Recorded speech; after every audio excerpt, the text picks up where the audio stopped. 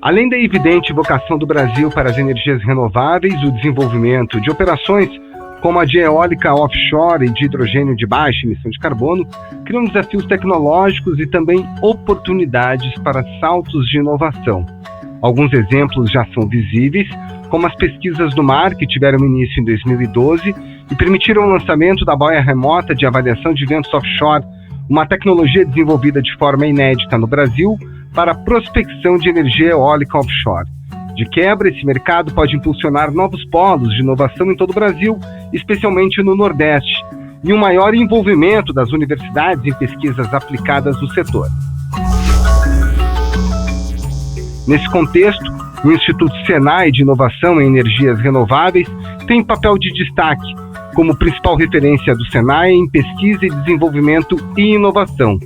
Por isso, no Jauri desta semana, a gente conversa com um coordenador de pesquisa e desenvolvimento do ISE Senai, Antônio Medeiros. Esse podcast é uma parceria com o INTE, o Instituto Brasileiro de Transição Energética. Eu sou o Roberto Maltic, editor do Jota. Antônio, em primeiro lugar, muito obrigado pela sua participação aqui no Jauri conosco, é um prazer recebê-lo. Você representa o ISE do Senai, né? E muita gente não sabe como ele funciona, de que forma o Instituto atua. Dá uma radiografia para a gente, descreve um pouquinho qual é o papel do ISE do Senai. Obrigado pelo convite, Roberto. É um prazer estar falando com você aqui e os ouvintes do podcast Jauri. O Instituto Senai de Inovação em Energias Renováveis, ele é um instituto que faz parte de uma rede de mais de 28 institutos de inovação geoespacializados no Brasil, cada um com uma temática e uma vocação industrial para um determinado tema, seja ele no setor industrial, seja ele um desafio tecnológico. Então, nós temos, por exemplo, institutos nessa rede, né, que possui mais de 1.500 pesquisadores distribuídos no Brasil. A gente tem instituto focado em tecnologia da informação e comunicação, tem institutos focados na temática de sistema embarcado, e o nosso fica dedicado a energias renováveis exatamente pelo fato do Rio Grande do Norte representar aí mais de 30% da matriz eólica brasileira, né? Para se ter uma ideia, 98% da energia que é consumida no Rio Grande do Norte é toda oriunda exatamente da fonte de energia limpa. Nesse momento, nós estamos celebrando uma década do maior líder de produção de energia renovável no país. Nós temos 350 parques, usinas eólicas em ação. Estamos chegando à casa de 10 gigawatts. Ao mesmo tempo, estamos também desenvolvendo agora a esfera da energia offshore, combinado exatamente com a produção do hidrogênio verde, dado o potencial imenso, né, que o Nordeste tem e o Rio Grande do Norte em particular. Isso é um trabalho que surgiu através do Movimento Empresarial pela Inovação, e num acordo de colaboração entre a CNI, Senai e o BNDES, que começou em 2012, já foram investidos em infraestrutura e formação de pessoas com grande capacidade de fazer pesquisa aplicada, mais de 2 bilhões de reais de pesquisa, e também mais de 2 bilhões de reais em infraestrutura, em laboratórios, para solucionar gargalos tecnológicos da indústria brasileira. Agora é impressionante, né? Você mencionou a questão do Nordeste, né? E o uso das energias renováveis, o desenvolvimento delas, tem sido muito associado ao desenvolvimento da região. É impressionante. Inclusive, quando a gente fala em hidrogênio verde, nas perspectivas do uso dessa tecnologia, o Nordeste brasileiro acaba aparecendo com destaque. Inclusive o Osiel Alves, que é o diretor de inovação e tecnologia do Senai de Pernambuco, esteve aqui conosco no Jauri e trouxe essa perspectiva. Da mesma forma que a gente vê o hidrogênio verde, como é que você vê a aplicação de pesquisa em renováveis na região Nordeste, principalmente para o uso industrial? Então, a pesquisa em renováveis, ela tem que ser mantida no Brasil. Nosso instituto ele já tem um histórico de mais de 15 anos de atuação. apesar da Rede ISE ter começado em 2012, a gente já fazia pesquisa na área de energia eólica no Rio Grande do Norte, através do Senai, né? Na época nós tínhamos uma parceria com a Petrobras, chamada CTGás-ER, e é importante destacar que naquele momento a eólica era uma matriz que não era tão competitiva. No leilão 2009, ainda lembro, valor de mega ali próximo da casa de R$300 o mega, e com investimento em pesquisa, formação de pessoas, desenvolvimento de indústria e tecnologia, foi possível tornar a fonte eólica tão competitiva ou até mais competitiva do que fontes já consagradas como a de gás natural. Eu acho que até 2015 não se tinha tanta coisa na área de energia solar, e a eólica literalmente liderava a maioria dos leilões, tanto de energia de reserva como energia eólica mesmo, que começaram a ter leilões específicos dessa temática. E manter o investimento em energia renovável no Nordeste, no Brasil, de uma forma geral, ele vai fazer com que o país possa manter essa liderança mundial com capacidade de ofertar soluções energéticas para ajudar na transição energética justa de diversos países. Você falou ainda há pouco na questão de hidrogênio, né? Só para você ter noção, o potencial de hidrogênio brasileiro, ele tem possibilidades de abastecer toda a demanda de hidrogênio do mundo hoje. Se nós convertêssemos todo o nosso potencial, aproveitando a fonte hidráulica, eólica, solar, que tem disponível de recurso, eólica offshore também, para converter esse hidrogênio, o Brasil seria capaz de atender toda a demanda mundial. As primeiras plantas de hidrogênio verde do Brasil já foram inauguradas e receberam investimentos milionários da Alemanha, que busca limpar a matriz energética do país. A União Europeia ainda possui mais da metade da matriz energética à base de combustíveis fósseis e vê no Brasil uma oportunidade de investimento para que o nosso país seja o principal fornecedor desse gás para o continente europeu e, claro, diminuir a emissão de poluentes que contribuem para o aquecimento global.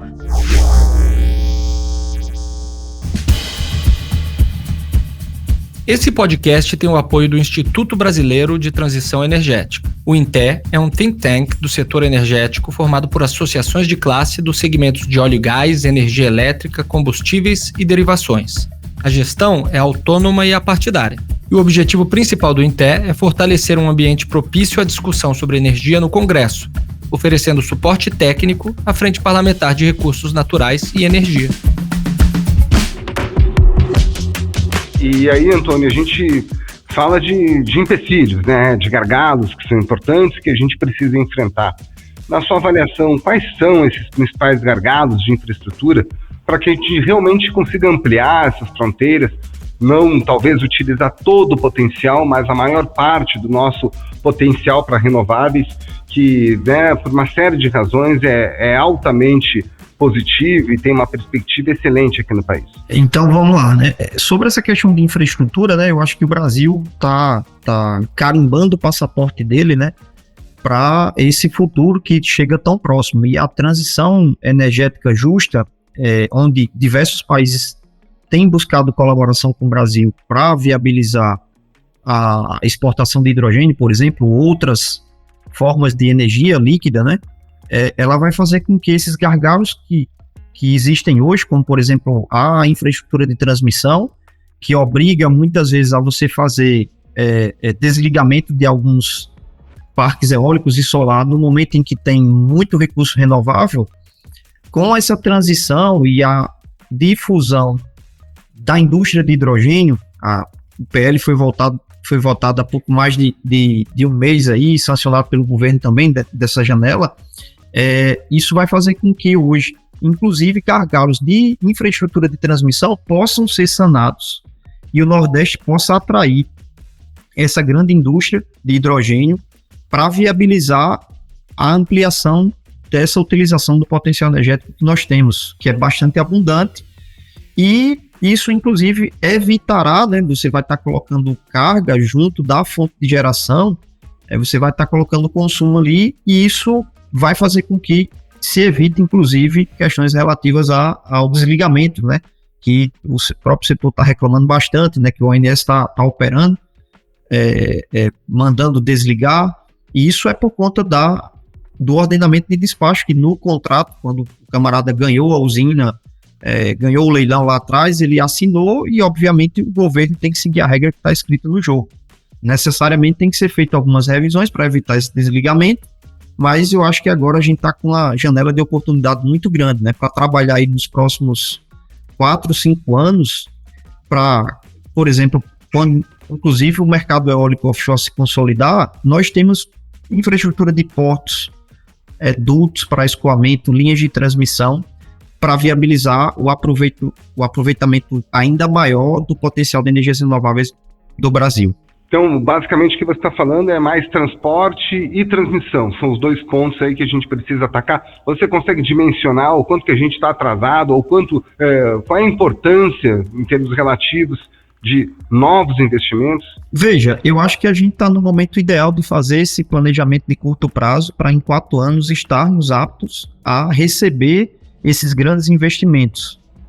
Só para você ter noção, quando se fala, por exemplo, em desenvolvimento de projetos eólicos no mar, que o Brasil vem discutindo bastante, tem PL que já voltou da Câmara, né, foi aprovado no Senado, voltou da Câmara e está em discussão novamente no Senado, mas quando se fala na implantação de um projeto de 1, 2, 3, 10 giga, a gente está falando no horizonte de 10 anos, onde você tem que fazer toda a parte de levantamento de dados ambientais, fazer todo o trâmite de licenciamento ambiental, iniciar o processo de construção, e aí sim você começa a fazer essa geração.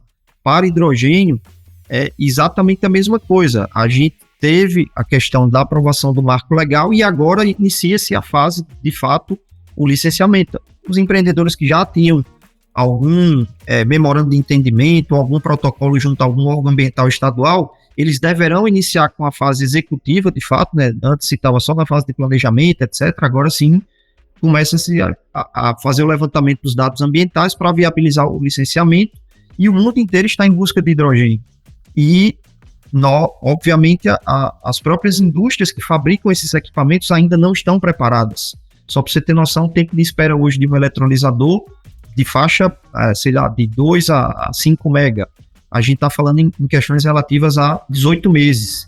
Então não é assim, você chegar e vai estar na prateleira um equipamento para você produzir hidrogênio ou produzir eólica no mar. Tem que ser feito esse trabalho e o Brasil tem essa chance de preparar sua indústria, e com certeza, quando se fala em questões relativas a transporte, a setores que a gente até acredita que não iriam ser impactados, como a indústria naval, vão ter um boom significativo por conta dessa questão. Então, vamos ter indústria naval, indústria de estaleiro, indústria de transporte, portos, indústria de dutos, indústria química sendo potencializada aí com essa nova fronteira. Falar até um pouquinho mais de ciência e menos de mercado. Conta pra gente um pouquinho qual é o nível de complexidade dessas tecnologias, como da eólica offshore, né, que é uma inovação que tem chegado. Dimensiona pra gente qual é a complexidade dela. Veja, a gente fala, o mercado ele tem um poder de alavancar cada vez mais a inovação, e quando se fala na questão do desenvolvimento tecnológico para o setor de hidrogênio e para o setor de eólica, tem um potencial de desenvolvimento praticamente do zero. Se você for enxergar hoje os projetos eólicos que estão sendo implantados mundo afora, todos se falam em grandes navios que fazem essa operação em grandes guindastes, e o Brasil não tem esse tipo de ferramental para fazer essa montagem. Então, nós temos a oportunidade de desenvolver uma tecnologia nacional com a qual seja possível você fazer do zero, com tua engenharia local. Quando se fala, por exemplo, na questão de eólica, há 20 anos atrás a gente não tinha nem empresas que faziam montagem. Então, foi possível, ao longo desse período, né, de 20 anos aí, quase, do setor de eólica, que cresceu bastante a partir do Proinfra, desenvolver indústrias brasileiras. E a inovação, ela correu ao lado, né, fazendo com que a gente pudesse desenvolver tecnologias de montagem, desenvolver soluções adequadas ao perfil de terreno e ao perfil de vento brasileiro. Eu lembro que em 2009 se falava bastante que era impossível colocar algum aerogerador em região de cadeia de montanha, porque na Europa se fazia montagem de parque eólico nesse tipo de terreno usando helicóptero. E passado esse período todo, a gente nunca utilizou um helicóptero para fazer montagem, pelo menos aqui na nossa região Nordeste. Foi possível desenvolver toda essa cadeia de fornecedor, obviamente muito alicerçado na questão da pesquisa, do desenvolvimento e da inovação. E quando a gente vai para a temática de eólica no mar, regiões como o Rio Grande do Norte e o Ceará, ele tem uma característica diferente de diversas outras do Brasil. Por exemplo, o Rio de Janeiro tem uma batimetria na faixa de 30 até 70 metros. E aqui não, aqui a gente tem uma oportunidade de desenvolver uma solução brasileira. Isso já vem sendo bastante debatido, né? O Senai do Rio Grande do Norte, enquanto ator relevante na temática do desenvolvimento do mercado de hidrogênio de eólica offshore, a gente já fez o pleito junto ao IBAMA para tentar licenciar uma área para viabilizar a instalação do primeiro protótipo de eólica no mar. Isso é para quê? Para desenvolver a cadeia de fornecedor, para desenvolver uma solução adequada ao tipo de calado que o Rio Grande do Norte tem, que é o Rio Grande do Norte e Ceará, né, que vai na faixa de 8 até 15 metros, em alguns locais chegando a 6 ou até 2. Então, dentro da área útil que a gente acredita que vai se desenvolver esse grande mercado, precisa se desenvolver uma solução de engenharia nacional que viabilize a exploração desse grande potencial energético. Ou seja, dá para dizer que a gente tem classe mundial, então, nessas tecnologias, eventualmente, inclusive, é benchmark. Sim.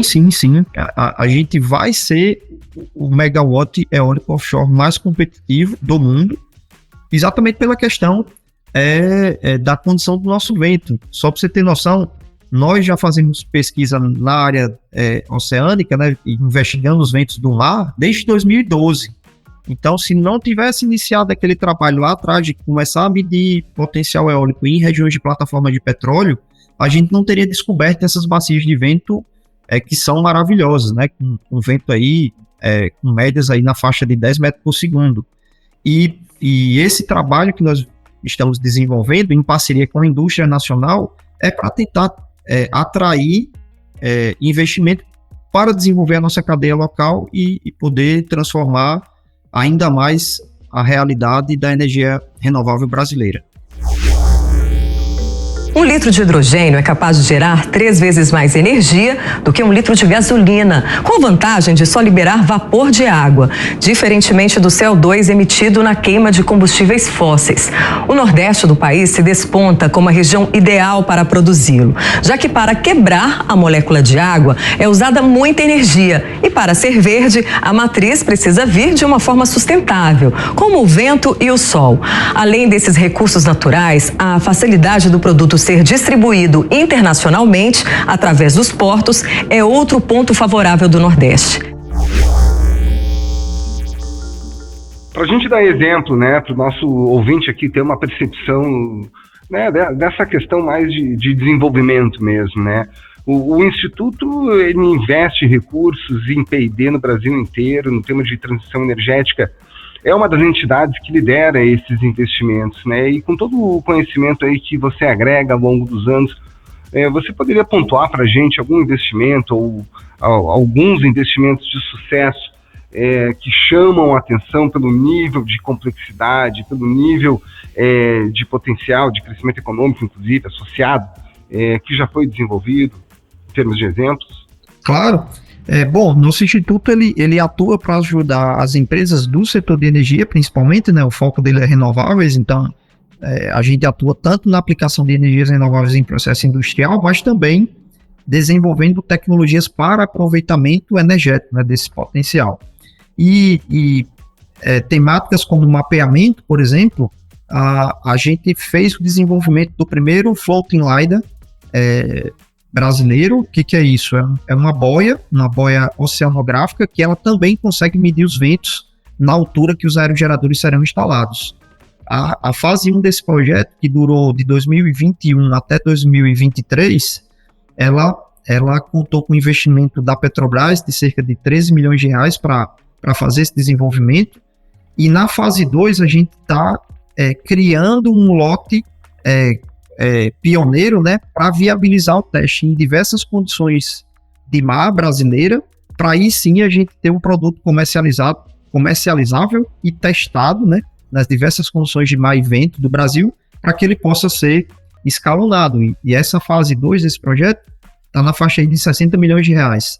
Na temática de hidrogênio hoje, a gente tem em desenvolvimento o projeto de uma planta piloto de hidrogênio que vai ser localizada aqui no Rio Grande do Norte. A gente está em fase de aquisição dos equipamentos para testar as condições da energia renovável que vai alimentar a planta de hidrogênio e, com isso, gerar dados observacionais em uma escala que possa ser ampliada para um processo não mais de 2 megawatts, que é essa planta piloto em questão, mas sim para plantas de 400 mega até gigawatts de potência elétrica. Então, isso é o grau de complexidade das atividades que o nosso instituto atua, né? Sempre em pesquisa aplicada, já com um pezinho quase na escala industrial. Dando até um passo atrás, né? A gente sabe que o desenvolvimento tecnológico no mundo inteiro muitas vezes está associado ao trabalho das universidades, né? No caso do hidrogênio, eu mesmo conheço alguns exemplos das universidades federais que atuam fortemente no desenvolvimento dessa tecnologia de futuro, que é fundamental, enfim, que a gente tem falado bastante a respeito disso. De um modo geral, quando a gente fala do conjunto de universidades brasileiras, do potencial da energia renovável, em que medida você entende que as universidades caíram dentro, de fato, desse tipo de pesquisa e o quanto que isso poderia ou pode evoluir? Veja, o papel da universidade é fundamental para garantir o desenvolvimento da ciência básica, mas também com um pezinho na ciência aplicada, né? Quando foi criada essa rede de Instituto Senai de Inovação, que eu comentei com você no início do nosso bate-papo, foi exatamente para suprir um gargalo que existia, que a gente chamava de Vale da Morte. Muitas vezes, a tecnologia ela era desenvolvida dentro da universidade, mas não tinha esse poder de alavancar e colocar o pé dentro da indústria. E o Senai, como um ator que foi criado lá em 1950 para atender demandas da indústria, iniciou seu trabalho lá atrás, muito focado em formação de pessoas, né? Ele entrou como esse ator que faz o link da pesquisa básica com pesquisa aplicada e a indústria. Só para você ter noção, todos os projetos que nós temos hoje com qualquer indústria brasileira, do setor elétrico, do setor de petróleo e gás, tem uma universidade envolvida, porque é necessário ficar com aquele pezinho ali no conhecimento básico e obviamente, várias universidades conseguem ser ilhas de muita excelência. Há exemplos disso, a UFRN, a Federal de Itajubá, a Escola Politécnica de São Paulo, a própria UFRJ. Então, assim, são grandes centros de formação de pessoa que deverão ser absorvidas por as indústrias que vão tratar dessa temática, né, de inovação, tratar da questão industrial, de aproveitamento energético dessas fontes e ajudar também a consolidar a fixação desses cérebros aqui no Brasil, né, para que a gente ainda mais consiga ajudar a nossa indústria a se fazer presente no mercado fornecedor. Não adianta a gente ter um trabalho muito forte como é que eu posso falar, de fazer esse aproveitamento energético sem ter a indústria fornecedora dos equipamentos, assim, senão nós seríamos apenas um local ali onde o pessoal iria trazer equipamentos de fora que não são adequados à condição do Brasil, operados por profissionais de fora do Brasil. Então, assim, o papel das universidades é fundamental nesse aspecto. Transformar o esgoto em água limpa é o que pretende a Rede Brasileira de Pesquisa e Inovação em parceria com 3 universidades gaúchas, a UFRGS, a Universidade Federal do Rio Grande do Sul, a PUC do Rio Grande do Sul e também a Alzinos. Elas vão produzir a primeira planta piloto de hidrogênio verde a partir de energia fotovoltaica, eólica e energia do grid, Sistema Integrado Nacional de Energia do Rio Grande do Sul. A gente, infelizmente, né, no Brasil, às vezes a gente fica para trás na fronteira tecnológica, em vários setores, ao longo da história. E aí tem uma oportunidade muito grande com a energia renovável, o nosso potencial. Existe um tripé que muitas vezes funciona, que envolve o governo, com seus recursos. A gente está falando aqui de risco, né? Fronteira tecnológica significa assumir risco para o desenvolvimento. Então você tem o governo com os recursos, você tem a indústria entrando junto e a universidade. a gente já começa, você visualiza, existe um processo estruturado dessa relação que envolve esses 3 pilares que eu estou mencionando? Sim. O governo, através da FINEP, né, que é a entidade financiadora de projetos para a indústria, obrigatoriamente está colocando dentro dos seus editais de chamada essa conexão entre profissionais da academia, profissionais da pesquisa e indústria, para que viabilize ainda mais a inovação dentro dos processos industriais. Isso vai garantir que, com o crescimento da indústria, a gente tem uma penetração muito maior no PIB, né? A cada ano a gente vem observando um decaimento da importância do PIB industrial brasileiro. Obviamente foi muito ultrapassado pela questão do agro, né? Que o Brasil é uma potência mundial nessa temática, mas eu acho que essa união do governo fazendo investimento em modelos de financiamento via FINEP ou via a própria Embrapi, né, que é a Empresa Brasileira de Pesquisa e Inovação, e eu acho que isso é a receita para o sucesso. Você garante que pessoas com alto grau de conhecimento e capacidade possam ajudar a nossa indústria a solucionar esses gargalos tecnológicos. Tony, falar um pouquinho de política, né? A gente tem uma pauta do Congresso que tem sido bastante tomada pelo tema da energia renovável. A gente tem o PL das eólicas offshore, a gente tem o projeto Combustível do Futuro, que há uma expectativa muito grande do encaminhamento dessas propostas pelo setor, né, naturalmente, né? E a gente também vê uma pauta que talvez a gente não conheça, uma agenda legislativa. O que te parece prioritário e que ainda você não visualiza uma perspectiva de tramitação? Como é que você tem observado e acompanhado o encaminhamento dessa agenda dentro do Congresso, já considerando que a gente conhece alguns projetos muito importantes como esses, que eu já mencionei que com mais velocidade, com menos velocidade, tem avançado?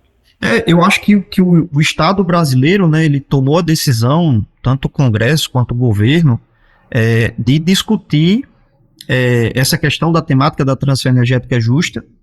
E se você pegar o histórico recente dos projetos de lei que estão em debate no Congresso, você bem comentou aí, tem o projeto de eólica offshore, o 576, que entrou ali em pauta em 2021, vem sendo amplamente debatido com os principais atores do setor, com associações, com empresas que querem fazer investimento no Brasil.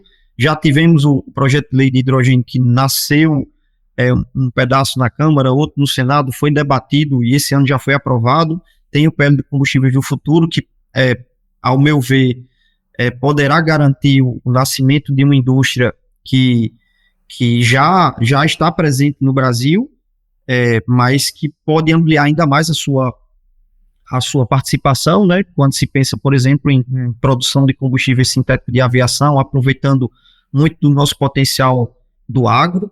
E isso, eu acho que o Brasil tem essa oportunidade e aparentemente não é uma agenda específica do governo A, B e C, é do Estado, onde você observa deputados, senadores, o executivo, presidente A, B ou C, debatendo essa temática. Isso é uma agenda que começou ali em 21, um pouco antes de acabar a pandemia, mas está enraizada dentro da característica da nossa matriz elétrica, né? E, obviamente, os diversos debates, eles sempre vão existir, uma fonte A, B ou C, tentando se viabilizar mais rápido, mas eu acredito que nós temos a chance, né, de construir um debate onde enxergue o potencial do Estado brasileiro, né? De mostrar o que a gente pode entregar, seja na área de e-combustíveis, seja na área de fertilizantes, que tem uma pegada de carbono um pouco menor, e quando se pensa no grande potencial, né, nesses mais de 700 gigawatts de potência eólica offshore, em toda essa capacidade de hidrogênio que eu comentei com vocês, que o Brasil hoje, se aproveitasse toda a sua matriz excedente, ela poderia ofertar hidrogênio para o mundo inteiro, dentro da demanda atual de 2030, e então, assim, eu acho que essa agenda é bastante positiva, está muito ancorada nas várias colaborações que o Brasil tem com diversos atores, e aí destaco, por exemplo, a colaboração que o Brasil tem feito com países da Europa para a questão relativa à hidrogênio, né? A Alemanha é um parceiro tecnológico significativo. Dentro do programa H2 Brasil, nós conseguimos viabilizar, inclusive aqui no nosso instituto, o primeiro laboratório de produção de combustível sintético de aviação, que foi inaugurado ano passado. Então, eu creio que toda essa agenda, ela está, inclusive, já enraizada não só dentro do Congresso, mas você já escuta as pessoas debatendo sobre a temática de eólica offshore, de hidrogênio. Se você for aqui em Areia Branca, no Rio Grande do Norte, você já vai ver o cara que tem uma pousada enxergando uma expectativa de ofertar a vaga ali para quem vai trabalhar no mercado eólico offshore do Rio Grande do Norte. Então, isso é muito bom, porque, obviamente, quando é feito esse tipo de trabalho de ampla difusão, garante a participação para tentar criar de forma soberana e democrática, né, uma agenda que seja boa para todo mundo, né, para que, de fato, você possa ter uma transição energética justa, que, inclusive, dê voz às pessoas que não eram enxergadas, né? E quando você fala, por exemplo, na questão de eólica offshore, né, tem que ter uma interação muito grande com as comunidades pesqueiras. Há 2 semanas atrás, nós fizemos uma audiência pública da planta piloto de eólica offshore que o Senai do Rio Grande do Norte e o ISER lidera, essa iniciativa de fazer o licenciamento, com presença do IBAMA, empresa de pesquisa energética, e de empresas interessadas em fazer investimento. E foi bacana poder ouvir ali o sentimento dos pescadores, né, que estavam preocupados uns com possíveis ataques à sua atividade, mas outros já enxergando a oportunidade de fazer parte dessa transição energética justa, para que não ele, mas se ele hoje faz mergulho para fazer pesca, o filho dele pode ser não ser um mergulhador, poderá ser, por exemplo, um operador de ROV, um engenheiro, um técnico que vai estar aí atuando no campo de renováveis, podendo ajudar aí numa agenda de descarbonização. Antônio, para a gente já encaminhar o fim da nossa conversa, você mencionou a pousada que já se prepara, né, já visando a expectativa aí de um público. E aí a gente está falando aí de investimentos que nem sempre tem um retorno imediato, né, e às vezes o retorno demora. Na sua avaliação, qual é o encorajamento? Como o Brasil pode encorajar um investidor, quem está disposto? A gente já aqui falou um pouquinho da FINEP, do trabalho de financiamento, na relação de investimentos, financiamentos, capacidade de pensar o futuro, sabendo que nem sempre o retorno vai ser rápido. Qual é a sua avaliação? O que mais pode ser feito para induzir e encorajar um investidor? Bom, eu acho que quando se tem primeiro, né, para se trair investidor, você precisa ter o recurso renovável, né? E a gente tem isso já declarado aos 4 cantos do Brasil e do mundo, né? Que o Brasil possui um recurso renovável inestimável, sua matriz elétrica invejável, uma presença significativa de renováveis que diversos países do mundo vão demorar aí algumas décadas para atingir. Mas quando se fala no potencial de alavancar investimento, eu acredito que esse ambiente legal, ele tem a possibilidade de tranquilizar o investidor para que ele possa vir aqui ao Brasil e enxergar um campo onde ele enxergue regras claras de licenciamento ambiental e não tenha que fazer nenhuma revisão após a entrada de operação, que ele tenha segurança jurídica no aspecto de poder fazer aquele investimento e não seja acionado por nenhum outro órgão. Então, por isso desse grande debate em relação à regulamentação desses setores, né? A gente já falou aí da regulamentação da eólica offshore, do hidrogênio, dos combustíveis do futuro. Eu acredito que ao final dessa discussão da pauta legislativa, o Brasil esteja preparado para receber esses investidores. Apostas da indústria para acelerar sua transição energética é o hidrogênio verde. O setor acredita que o Brasil pode liderar globalmente a produção deste combustível e impulsionar a sua reindustrialização sustentável. A ideia é de que a regulamentação do tema destrave investimentos. Uma pesquisa da consultoria LCA mostrou recentemente que o desenvolvimento do hidrogênio verde pode adicionar 7 trilhões de reais ao PIB do Brasil até 2050. Já um estudo alemão, da GIZ, indicou que a demanda por este insumo chegará a 530 milhões de toneladas em 2050.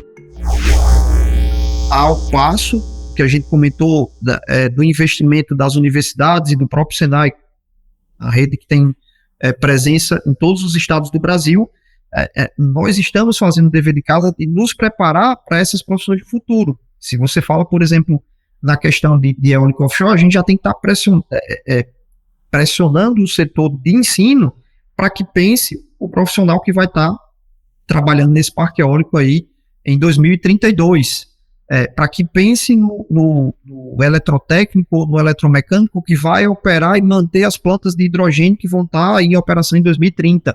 Então, assim, eu acredito que isso você deve vir para um local onde vai ter um regramento tranquilo, onde você tem muito recurso renovável abundante e você tem a mão de obra capacitada para suportar o desenvolvimento daquela atividade industrial. Então, eu acredito que com essa receita, a gente está no caminho certo para viabilizar.